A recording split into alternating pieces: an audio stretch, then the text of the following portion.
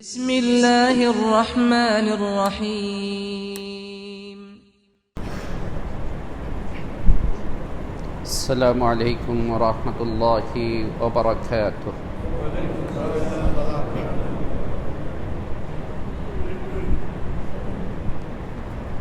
بسم الله الرحمن الرحيم الحمد لله نحمده ونستعينه ونستغفره ونؤمن به ونتوكل عليه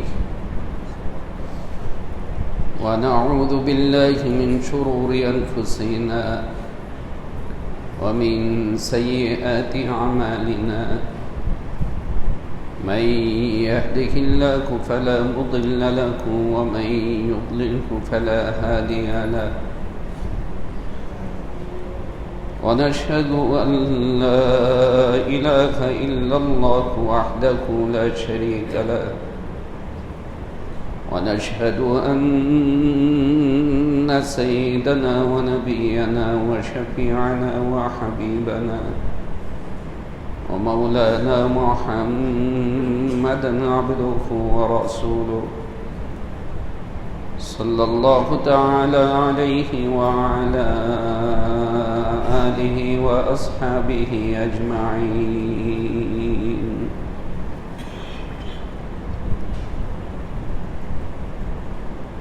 محترم প্রিয় মুসলিয়ান কেরাম এবং আমার প্রিয় দেশবাসী,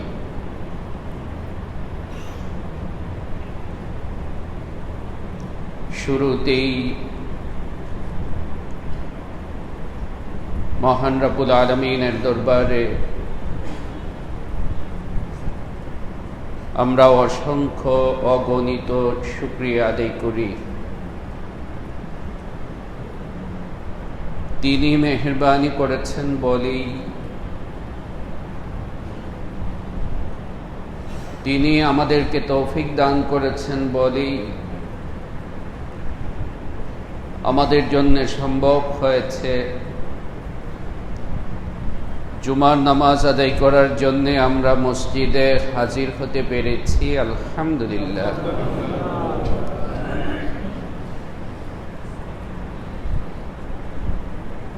আল্লাহ রাব্বুল আলামিন যদি আরো মেহেরবানি করেন এবং আমাদেরকে তৌফিক দান করেন, তাহলে আর অল্প কিছুদিন পরেই আমরা আমাদের জীবনে আরেকবার ঈদুল আজহা, কুরবানির ঈদ আমরা ইনশাআল্লাহ পেতে যাচ্ছি।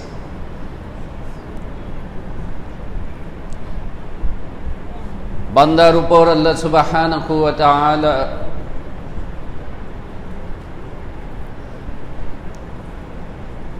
যত বিধিবিধান ফরজ করেছেন, আরোপ করেছেন,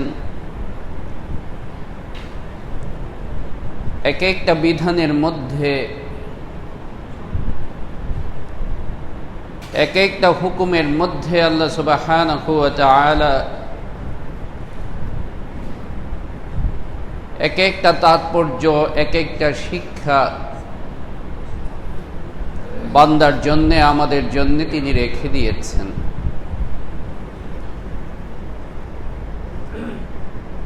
কেবল আনুষ্ঠানিকতার নাম ইবাদত নয়। আজ আমাদের আফসোসের বিষয় হচ্ছে যে ইবাদতের বিষয়গুলোকে আমরা আনুষ্ঠানিকতায় পরিণত করে দিয়েছি। বাস করা দরকার তাই করি আর কি, সবাই করে আমিও করি, কিন্তু ইবাদতের এবং সেই হুকুম বা বিধান পালনের যে মূল তাৎপর্য, মূল লক্ষ্য এবং উদ্দেশ্য আমরা কেউই সেই সম্পর্কে ভাবি না এবং সেটাকে আমার জীবনে আমার ভিতরে প্রতিফলিত করার চিন্তাও করি না। কুরবানি এমন একটা ইবাদত, যে ইবাদতকে আল্লাহ সুবহানাহু ওয়া তাআলা একটা সময় এবং দিনের সাথে সীমাবদ্ধ করে রেখেছেন। বছরের অন্য সময়েও আমরা পশু জবাই করি এবং পশুর গোশত আমরা খাই, কিন্তু আমাদেরকে মনে রাখতে হবে বছরের অন্য সময়ের পশু জবে আর কুরবানির দিনগুলিতে পশু জবে এ এক নয়। বছরের অন্য সময়ে কুরবানির পশুর গোশত ভক্ষণ করা, গরু বকরি তাদের গোশত ভক্ষণ করা, আর কুরবানির সময়ে যে কুরবানিকৃত পশুর গোশত আমরা ভক্ষণ করি, খাই, আহার করি, এই দুইটা কখনোই এক নয়।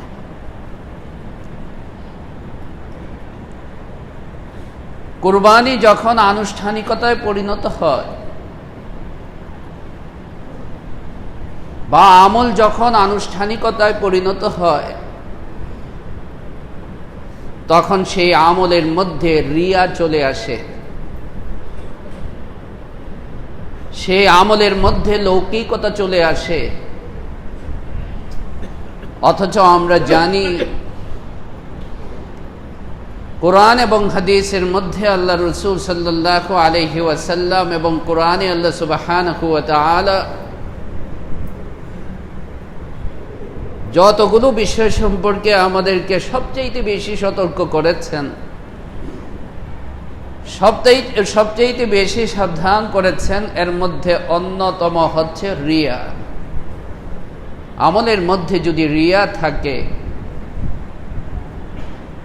আমলের মধ্যে যদি লোক দেখানো থাকে, তাহলে এই আমল কখনোই আল্লাহ রাব্বুল আলামিনের কাছে মকবুল হয় না, আল্লাহ রাব্বুল আলামিনের কাছে কবুল হয় না। এবং আল্লাহ রাসূল সাল্লাল্লাহু আলাইহি ওয়াসাল্লাম এক সহিহ হাদিস শরীফের মধ্যে, যে হাদিস ইমাম মুসলিম রাহমাতুল্লাহি আলাইহি তার সহিহ মুসলিমে, ইমাম আহমদ বিন হাম্বল রাহমাতুল্লাহি আলাইহি তার মুসনাদে আহমদে, ইমাম তিরমিজি রাহমাতুল্লাহি আলাইহি তার সুনানে তিরমিজিতে উল্লেখ করেছেন, আল্লাহ রাসূল সাল্লাল্লাহু আলাইহি ওয়াসাল্লাম বলেন, ইন্না আখওয়াফা মা আখাফু আলাইকুম, আমি তোমাদের উপরে সবচেয়ে বেশি আশঙ্কা করি, ভয় করি, আমি তোমাদের উপর সবচেয়ে বেশি আশঙ্কা করি, ভয় করি যে জিনিসটা, সেটা হচ্ছে গোপন শিরিক আর শিরকুল খাফি। হাদিসে বলা হয়েছে আর শিরকুল খাফি, গোপন শিরিক। সাহাবায়ে কেরাম রাদিয়াল্লাহু তাআলা আনহুম জানতে চাইলেন, ইয়া রাসূলুল্লাহ, গোপন শিরিক আবার কি? তখন আল্লাহ রাসূল সাল্লাল্লাহু আলাইহি ওয়াসাল্লাম ইরশাদ ফরমাইলেন, বললেন যে গোপন শিরিক হচ্ছে আর রিয়া, আমলের মধ্যে রিয়াকারী হওয়া, আমলের মধ্যে লৌকিকতা হওয়া, আমলের মধ্যে লোক প্রদর্শনের মানসিকতা থাকে। একমাত্র আল্লাহর জন্য আমল করার নাম হইল ইখলাস। আর আল্লাহ ছাড়া, গায়রুল্লাহ বলে, আল্লাহ ছাড়া অন্য কিছু আমার নিয়তের মধ্যে চলে আসা, এটার নামই হইল রিয়া। তাই যখন আমি আমার আমলকে আনুষ্ঠানিকতা সর্বস্ব করব, তখনই আমলের মধ্যে রিয়া চলে আসাটাই, রিয়া থাকাটাই স্বাভাবিক হয়ে যায়। কারণ তখন বান্দা চিন্তা করে সমাজ কি বলবে, তখন বান্দা চিন্তা করে আত্মীয় স্বজন কি বলবে, তখন বান্দা চিন্তা করে মহল্লাবাসী কি বলবে, সব সময় কুরবানি দেই, এবার কুরবানি না দিলে বাচ্চাদের চেহারাটা কি হয়ে যাবে, কালো হয়ে যাবে, মলিন হয়ে যাবে। কুরবানি না দিলে সমাজ কি বলবে, আমার আত্মীয় স্বজন কি বলবে। এই ধরনের কল্পনা, এই ধরনের চিন্তা যখন আমি আমার অন্তরে জায়গা দিব, দেখেন আমার শব্দটা খেয়াল রাখবেন, আমি বলেছি এই কল্পনা আমার অন্তরে যখন জায়গা দিব, এ কথা বলি নাই যে কল্পনা হবে বা করব, কল্পনা চলে আসতে পারে। একজনের মানুষের অন্তরে অনেক ধরনের কল্পনাই চলে আসতে পারে, কিন্তু আমার উচিত হবে, বান্দার উচিত হবে সেই চিন্তাটাকে, কল্পনাটাকে আবার কি করে দেওয়া, সরিয়ে দেওয়া, দূর করে দেওয়া। কল্পনা চলে আসাটা এটা অস্বাভাবিক কিছু না। একবার এক সাহাবী আল্লাহ রাসূল সাল্লাল্লাহু আলাইহি ওয়াসাল্লামকে বললেন, ইয়া রাসূলুল্লাহ, আমার অন্তরে এমন অনেক জিনিস চলে আসে যেটা আমি লাউ আতাহাদ্দাস বিহি লা আন আকুনা হুমামান আহাব্বু ইলাইয়া মিন আন আতাকাল্লামা বিহি, আমি মরে বশীভূত হয়ে জলে পুড়ে সারখার হয়ে যাওয়া আমার কাছে বেশি পছন্দের মনে হয় সেই কল্পনাটা করা থেকে। অনেক কল্পনা এরকম চলে আসে। আল্লাহ রাসূল সাল্লাল্লাহু আলাইহি ওয়াসাল্লাম বললেন ওই সাহাবীকে, আলহামদুলিল্লাহ, প্রশংসা ওই আল্লাহ যিনি ব্যাপারটাকে কল্পনার মধ্যেই সীমাবদ্ধ রেখেছে, যিনি ব্যাপারটাকে কল্পনার মধ্যেই সীমাবদ্ধ রেখেছে। তাই কল্পনাতে চলে আসা, চিন্তার মধ্যে চলে আসা, এটা কোনো অস্বাভাবিক কিছু না, এটা আসতে পারে,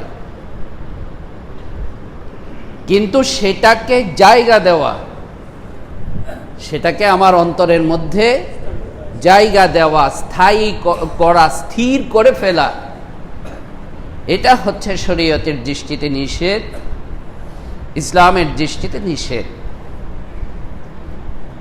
তাই আমার অন্তরের মধ্যে যদি ওই চিন্তা স্থায়ী হয়ে যায় যে আমি সমাজে কি বলবে তাই আমি কুরবানি করছি, আমার পরিবার, আমার আত্মীয় স্বজন কি বলবে তাই আমি কুরবানি করছি, এটাই যদি আমার অন্তরের মধ্যে স্থায়ী থাকে, তাহলে আমার এই কুরবানি হবে না, আমার এই কুরবানি কেবল পশু জবে হবে। আজকে এই শিরোনামটাই, এই কথাটাই আপনাদেরকে বলতে চাচ্ছি, যে একটা কথাই, একটা লাইন, যে কেবল পশু জবে করা কুরবানি নয়, কেবল পশু জবে করার নাম কি নয়, কুরবানি নয়। যদি কেবল পশু জবে করার নাম কুরবানি হতো, তাহলে তো বছরে আরো বহু দিন আমি কি করতে পারতাম, কুরবানি করতে পারতাম, এবং আমার কুরবানি হয়ে যেত। বরং কুরবানির মধ্যে আরো অনেক গভীরতা আছে, আরো অনেক নিগূঢ় তাৎপর্য আছে, অনেক আবেদন এবং মর্ম এখানে আছে, লক্ষ্য এবং উদ্দেশ্য এখানে আছে, যে জিনিসটা আমাকে গ্রহণ করে, আমাকে শিখে, আমাকে জেনে সেটা আবার বাস্তবে বা আমার ভিতরে প্রতিফলিত করারও চেষ্টা করতে হবে। আজকাল তো আফসোসের বিষয় হচ্ছে যে আমি জানারও চেষ্টা করি না, আমি কুরবানি দাতা,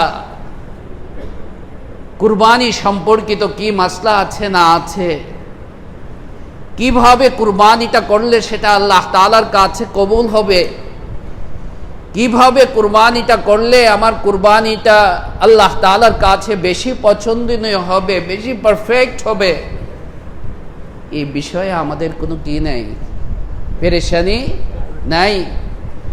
এই বিষয়ে আমরা নিজেদের মধ্যে আলোচনা করি না। নিজেদের মধ্যে বলতে বোঝাচ্ছি যে আমার পরিবারের লোকদের মধ্যে মৌলানা সাহেবরা আলোচনা করেন, খতিব সাহেবরা আলোচনা করেন, ওয়াইজরা আলোচনা করেন, কি সেই আলোচনা অনেক সময় দেখা যায় ওই মসজিদের মধ্যেই আবার সীমাবদ্ধ থাকে। মসজিদ থেকে বের হই আর আলোচনা কোথায় রেখে দেই?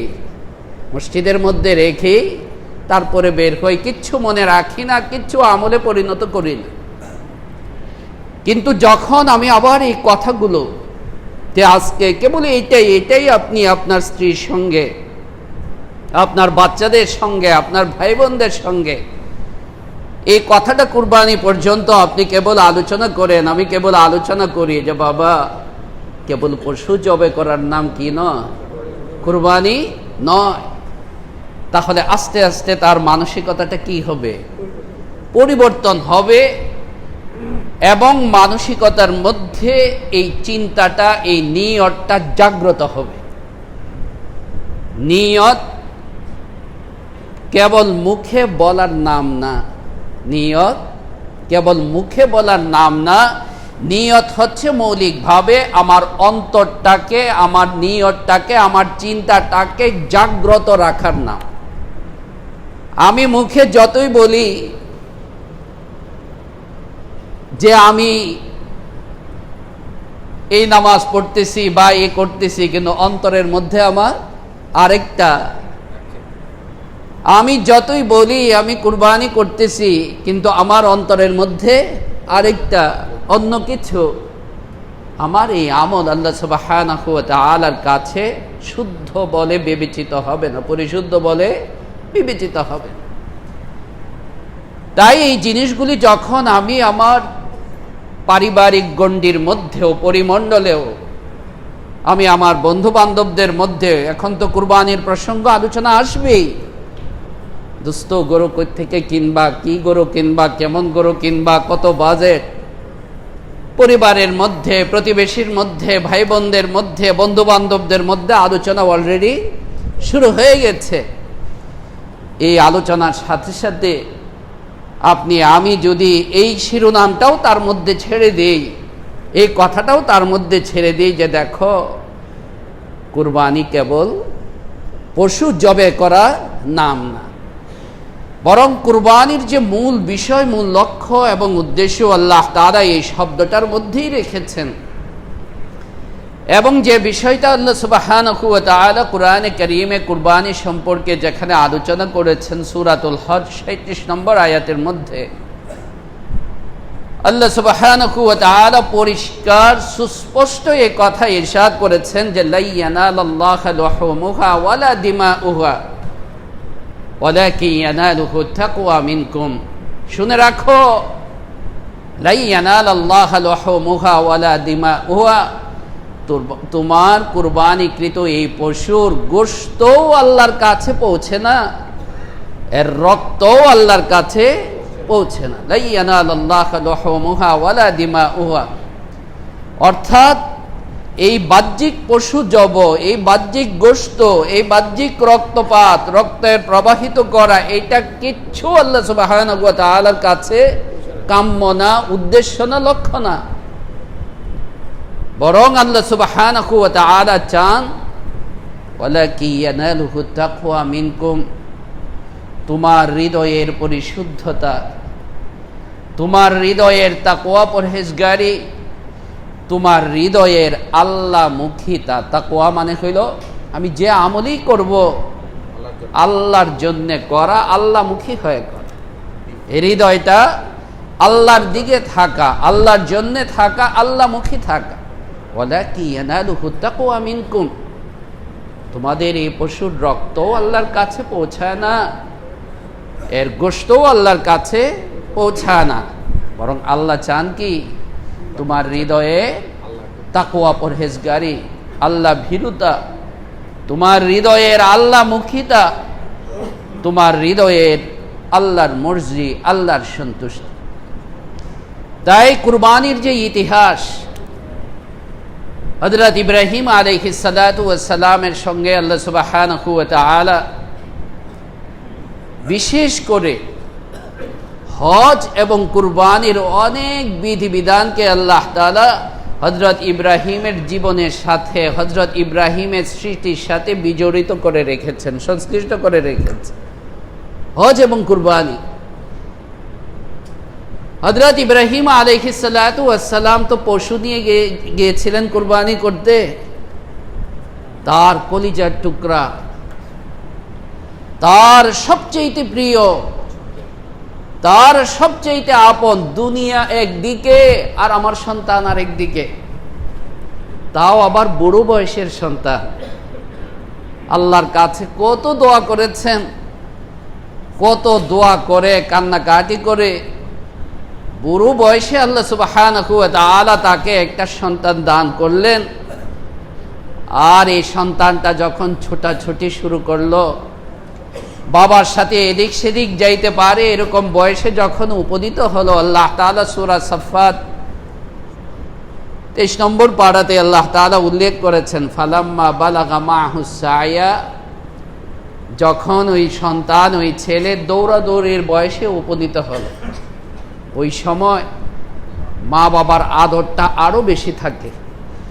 কারণ ওই সময় সন্তানটাকে নিয়ে তার ভবিষ্যতের প্ল্যান, ভবিষ্যতের প্রোগ্রাম, সন্তান এই হবে সেই হবে, যখন বাবার সাথে যাওয়া আসা করতে পারে, তখন বাবা এসে একদিন বললেন, ইয়া বুনাইয়া ইন্নী আরা ফিল মানামি আন্নী আযবাহকা ফানজুর মাযা তারা, আমি তো আদিষ্ট হয়েছি তোমাকে জবে করব। মা গো মা, কি কঠিন কথা। হ্যাঁ, ফানজুর মাযা তারা, আমি তোমার মত জানতে চাই, তোমার মতের অপেক্ষায় আমি আছি। হযরত ইসমাঈল আলাইহিস সালাতু ওয়াস সালামও কি ছিলেন? নবী। হযরত ইসমাঈল আলাইহিস সালাতু ওয়াস সালাম, আশ্চর্য ব্যাপার, বাচ্চা বয়সের, শুনলেই তো মায়ের কাছে দৌড় দেওয়ার কথা, ভয়ে আতঙ্কে আঁতকে ওঠার কথা, যে বলে কি এটা। আর উনি জবাব দিলেন, ইয়া আবাতি ফাআল মা তুমার, আল্লাহ যেহেতু হুকুম করেছেন, আল্লাহ যেহেতু আদেশ করেছেন, এখানে আমারও কিছু বলার নাই, আপনারও কিছু বলার নাই। এই যে দেখেন আরেকটা চিন্তা, আরেকটা শিক্ষা, এই শিক্ষা আমার ভিতরেও নাই, আমার সন্তানদের ভিতরেও নাই। যে কারণে ইসলামের হুকুম পালনে, অনুশাসন পালনে, সুন্নত পালনে আমারও কষ্ট হয়ে যায়, আমার বিবি সাহেবারও কষ্ট হয়ে যায়, আমার বাচ্চাদেরও কষ্ট হয়ে যায়। কারণ এই মানসিকতার উপরে উঠাই নেই যে বাস আল্লাহর হুকুম, এটাই আমাকে মানতে হবে। আমার ভালো লাগলেও মানতে হবে, আমার ভালো না লাগলেও মানতে হবে, আমার কষ্ট লাগলেও মানতে হবে, আমার কষ্ট না লাগলেও মানতে হবে। কারণ এটা আল্লাহর হুকুম, আমার মালিকের হুকুম। তিনি তো আমাকে বানিয়েছেনই তার হুকুম পালন করার জন্যে। ওমা খালাকতুল জিন্না ওয়াল ইনসা ইল্লা, আল্লাহ নিজে বলেছেন। এরপরে আল্লাহ তাআলার মেহেরবানি, অনুগ্রহ, ফজল করম এটা, যে আমাকে ঘুমানোর সময় তিনি দিয়েছেন, আমাকে বিশ্রাম করার সময় তিনি দিয়েছেন, আমাকে পানাহারের সময় তিনি দিয়েছেন, আমাকে আমার ব্যক্তিগত কাজ করারও সময় তিনি দিয়েছেন। না হলে তো আল্লাহ ইচ্ছা করলে বলতে পারতেন, যারে বেটা তোরে তো বানাইলামই আমি, সারাক্ষণ আমার কি করবি, ইবাদত করবি, আবার কিসের খাওয়া, কিসের পান করা, কিসের ঘুমানো, কিসের আরাম। ইয়া আবাতি ফাআল মা তুমার, বাবা আল্লাহ যা আপনাকে হুকুম করেছেন আপনি তাই করুন, তাই আপনাকে করতে হবে। এখানে আমারও কোনো মতামতের ব্যাপার নাই, আপনারও কোনো মতামতের ব্যাপার নাই। আর বাবা হিসাবে স্বাভাবিক, আমি আপনার সন্তান, আমার সম্পর্কে আপনি বিচলিত হওয়াটাই স্বাভাবিক। শুনে রাখেন, সাতাজিদুনি ইনশাআল্লাহু মিনাস সাবিরিন, আল্লাহ চাহে তো আপনি আমাকে সাবিরিন, সবর করনে ওয়ালা, অত্যন্ত ধৈর্যশীলদের মধ্যে আপনি আমাকে পাবেন, আমি অস্থির হব। ফালাম্মা আসলামা ওয়া তাল্লাহু লিল জাবিন, নিয়ে গেলেন, আমরা জানি মিনাতে, ওয়া তাল্লাহু লিল জামিন, এবং তাকে কাত করে শুয়াইলেন। কোরআনের আয়াত এটা। এরপর আল্লাহ সুবহানাহু ওয়া তাআলা বাকি হাদিসের মধ্যে আসছে, ইতিহাসের কিতাবে আসছে, সিরাতের কিতাবে আসছে, আল্লাহ পরে চলে গেছেন কুরবানির বিষয়ে। এখানেও আল্লাহ সুবহানাহু ওয়া তাআলা হযরত ইব্রাহিম আলাইহিস সালাতু ওয়াস সালামের মাধ্যমে, হযরত ইসমাঈল আলাইহিস সালাতু ওয়াস সালামের মাধ্যমে আল্লাহ এটা আমাদেরকে শিখায় দিলেন যে দেখো, এই পশু উদ্দেশ্য না, এই ইসমাঈলও উদ্দেশ্য না, এই কিচ্ছু উদ্দেশ্য না। আসল উদ্দেশ্য হচ্ছে আল্লাহর হুকুমের সামনে তোমার স্যাক্রিফাইস, আল্লাহর হুকুমের সামনে তোমার কুরবানি, আল্লাহর হুকুমের সামনে তোমার ত্যাগ, আল্লাহর হুকুমের সামনে তুমি তোমার নিজের সব কিছুকে বিসর্জন দিতে পারো। আসল কথা হচ্ছে ওইটা। এই জন্য দেখেন, প্রতিপালিত গৃহপালিত পশু যদি হয়, এটা কুরবানি করার সওয়াব বেশি। কেন? কারণ এটার সাথে কৃষকের বা কুরবানি দাতা একটা মহব্বত, একটা ভালোবাসা, একটা দরদ, একটা আবেগের সম্পর্ক হয়ে যায়। মানুষের সাথে পশুর ভালোবাসা, পশুর সাথে মানুষের ভালোবাসা, এ তো একটা কমন জিনিস, স্বীকৃত জিনিস। তাই যখন আমার অন্তরটা ওইটার সাথে লাগবে, আমার অন্তরের মহব্বত এবং ভালোবাসা ওইটার মধ্যে পয়দা হবে, আর আল্লাহর সন্তুষ্টিকে পাওয়ার জন্য আমি সেটাকেই কি করতে পারি? বিসর্জন দিয়ে দিতে পারি। এখানে আমার মালের খরচ, আমার সম্পদের খরচ, আমার পরিশ্রম, আমার সব কিছু আছে, তখন এটা আল্লাহ সুবহানাহু ওয়া তাআলার সন্তুষ্টি, নৈকট্য আল্লাহ তাআলার কাছে কবুল কি হবে? বেশি। ওয়ানাদাইনাহু আইয়া ইব্রাহিম ক্বাদ সাদ্দাকতার রুইয়া ইন্না কাযালিকা নাজজিল মুহসিনিন। আল্লাহ বলে দিলেন, ও ইব্রাহিম, তোমাকে যা বলা হয়েছে সেটা তুমি বাস্তবায়ন করেছো। কুরবানির মধ্যে একদিকে আল্লাহ সুবহানাহু ওয়া তাআলা যেমন তাকওয়ার বিষয়টা রেখেছেন, কোরআনে কারীমে আল্লাহ তাআলা যেটা বলেছেন, আবার কুরবানির মধ্যে আল্লাহ সুবহানাহু ওয়া তাআলা অনেক ত্যাগের বিষয়ও রেখেছে। এই ত্যাগের অর্থেই আমরা ওই শব্দটাকে কি করি এখন ব্যবহার করি। আল্লাহর রাস্তায় কি করতে হবে? কুরবানি করতে হবে। কুরবানি করতে হবে মানে পশু যাবে না। আমরা যখন বলি কথা না, জিনের লাইনে দুনিয়াতে চলতে, আল্লাহর সন্তুষ্টির উপরে চলতে গেলে আমাকে কি করতে হবে? কুরবানি করতে হবে। আমাকে কুরবানি স্বীকার করতে হবে, মানে আমার রুচি, আমার পছন্দ, আমার ইচ্ছা, আমার এই সব কিছুকে আল্লাহর রাস্তায় বিসর্জন দিয়ে আল্লাহ আল্লাহর রসুলের পছন্দকে প্রাধান্য দিতে হবে। তাই এই যে কুরবানি করা একটা প্রতীক হিসাবে পশু জবে করা, এই পশু জবে মূল উদ্দেশ্য নয়। মূল উদ্দেশ্য হচ্ছে আমি আমার পশুত্বকে বিসর্জন দিতে পারা, আমি আমার মনের পশুত্বকে কুরবানি দিতে পারা। যতক্ষণ পর্যন্ত আমি আমার মনের পশুত্বকে কুরবানি না দিতে পারি, ততক্ষণ পর্যন্ত কুরবানির শিক্ষা, তাৎপর্য আমার ভিতরে প্রতিফলিত হবে না, হয় না। কুরবানির মধ্যে আল্লাহ সুবহানাহু ওয়া তাআলা বড় একটা বিষয় রেখেছেন। আজকাল তো আমরা কথা বলার মধ্যে খুব উস্তাদ। দেখবেন কুরবানি যখন আসে, সারা বছর গরু গোশত না হইলে আমার চলে না। না, হাজী সাহেবের কাছে সবচাইতে পছন্দের হইল কি? বিফ। বিয়ে শাদিতে গরু গোশতের আইটেম না থাকলে মিজাজেই খারাপ হয়ে যাবে। রেস্টুরেন্টে গেলে বিফের কোনো না কোনো আইটেম আমার কি করতে হবে? সারা বছর পশুর প্রতি কোনো মায়া আমার হইল না, কোনো মমতা আমার হইল না। আর যেই কুরবানি আসে, তখন আছে না একটা শ্রেণী বলতে শুরু করে দেয় না যে এইভাবে পশু জবে করা, লক্ষ লক্ষ পশু জবে করা, এটা পশুর প্রতি কি দেখানো হয়? কত কথাই নিষ্ঠুরতা। সারা বছর যে খাইলা,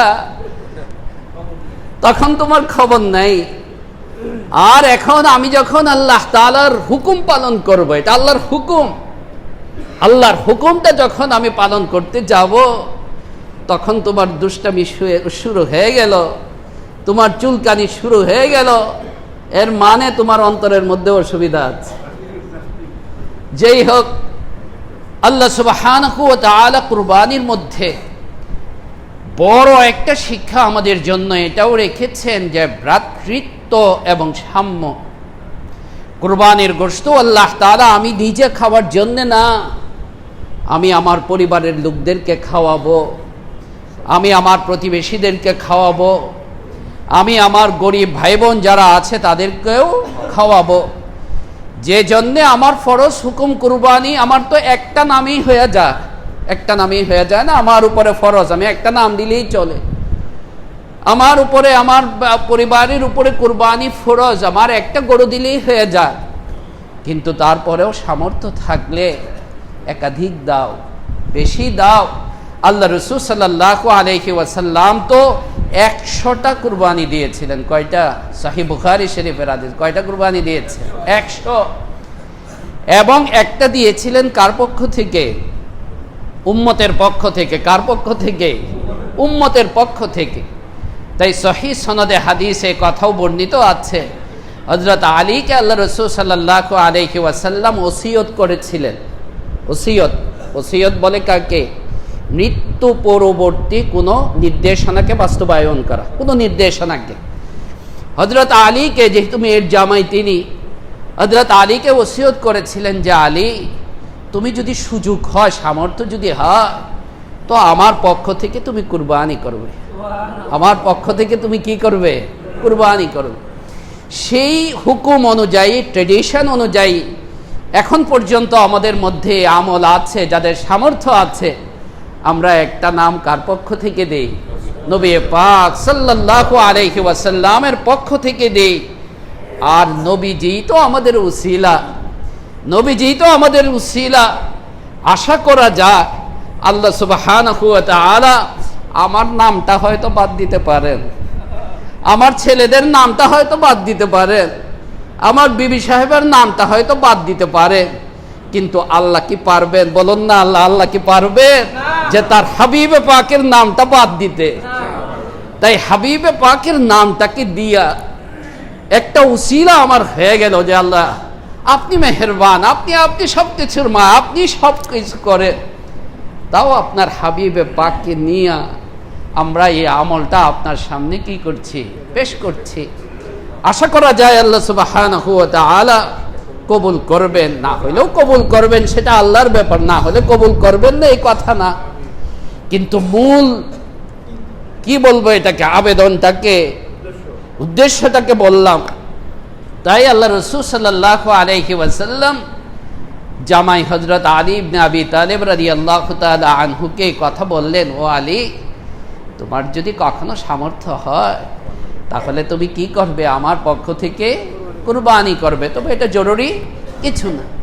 তো যাদের সামর্থ্য আছে তারা একাধিক কুরবানি করা, এরকম অনেক আপনার এতিমখানা আছে, মাদ্রাসা আছে, গ্রাম আছে, আত্মীয় স্বজন আছে, আপনার আত্মীয় স্বজন, আপনি যে নাম দিবেন সেই নামের পক্ষ থেকেই কুরবানি হবে। কিন্তু আপনি দিয়ে দিলেন তাকে গরিব, সে সারা বছরে গোশত খাওয়া কপালে জুটে না, দিয়ে দিলেন তাকে, নেও 15,000 20,000 দিলাম, তুমি এটা দিয়ে কি দিও? কুরবানি দিও। আপনার পক্ষ থেকেই হবে। গোশতটা সে কি করলো? খাইলো বা ভক্ষণ করলো। এই যে আল্লাহ সুবহানাহু ওয়া তাআলা কুরবানির মধ্যে একটা ভ্রাতৃত্ব বোধের একটা ব্যাপার রেখেছেন, এবং আল্লাহ রাসূল সাল্লাল্লাহু আলাইহি ওয়াসাল্লাম একবার মদিনা শরীফে মানুষের মধ্যে অনেক অভাব দেখা দিয়েছিল, মদিনা শরীফ, সহিহ বুখারী শরীফের হাদিস। তখন আল্লাহ রাসূল সাল্লাল্লাহু আলাইহি ওয়াসাল্লাম কানুন করে দিয়েছিলেন, আইন করে দিয়েছিলেন যে কুরবানির গোশত কেউ 3 দিনের বেশি রাখতে পারবে না। এই বছর কুরবানির গোশত কেউ 3 দিনের বেশি রাখতে পারবে না। গত কিছুদিন আগে হাদিস বুখারীতে যখন পড়াচ্ছিলাম ছাত্রদেরকে, তো ছাত্রদেরকে বললাম, অথচ দেখবে কুরবানির আগে ফ্রিজের বিক্রি বেড়ে যায়, ফ্রিজের বিক্রি বেড়ে যায়, এবং তারাও বিভিন্ন লোভনীয় সেল দিতে শুরু করে দেয়, ছাড় দিতে শুরু করে দেয়। তো কুরবানির গোশত তো আসলে জমা রাখার জন্য না, এ তো যতটুকু পারি আমি খাইলাম। আল্লাহ রসুল আইন করে দিলেন এটা, যে 3 দিনের বেশি রাখতে পারবা না। মদিনা শরীফে অভাব দেখা দিয়েছে। এর পরের বছর আবার আল্লাহ রসুল সাল্লাল্লাহু আলাইহি ওয়াসাল্লাম এই হুকুমকে রহিত করে দিলেন। বললেন যে না, অসুবিধা নাই, জয়দিন ইচ্ছা কি করতে পারো, খাইতে পারো, কিন্তু তারপরেও উত্তম হচ্ছে, এটা হাদিসের কথা না, ফুকাহায়ে কেরাম রাহমাতুল্লাহি আলাইহিম তারা আমাদেরকে তরিকা বাতলি দিয়েছেন, তারা আমাদের মুরব্বী, আমাদের মাশায়েখ, যে কাজ করবে, কিছু অংশ তোমার জন্যে, কিছু অংশ তোমার আত্মীয় স্বজন পরিবারের জন্যে, আর কিছু অংশ গরিব মিসকিনের জন্য। তাহলে সবাই তোমার এই কুরবানিটার মধ্যে কি হয়ে গেল, শরীক হয়ে গেল। এবং এইভাবে যখন তুমি করবে, আশা করা যায় ইনশাআল্লাহ আল্লাহ সুবহানাহু ওয়া তাআলার কাছে তোমার কুরবানিটা কবুল হবে। তাই কুরবানি করার আগে এখন থেকেই আমার ভিতরে এই আলোচনাটা, এই চিন্তাটা আসুক যে কুরবানি কেবল পশু জবে করার নাম নয়, এবং আমার কুরবানিটা কিভাবে আল্লাহ তাআলার কাছে বেশি পছন্দনীয় হবে, বেশি কবুল হবে, এটা এখন থেকেই আমাকে চিন্তা করা উচিত। আল্লাহ সুবহানাহু ওয়া তাআলা আমাকেও বুঝবার তৌফিক দান করুন, আপনাদেরকেও বুঝবার তৌফিক দান করুন। আমিন। ওয়া আখিরু দাওয়ানা আনিল হামদুলিল্লাহি রাব্বিল আলামিন।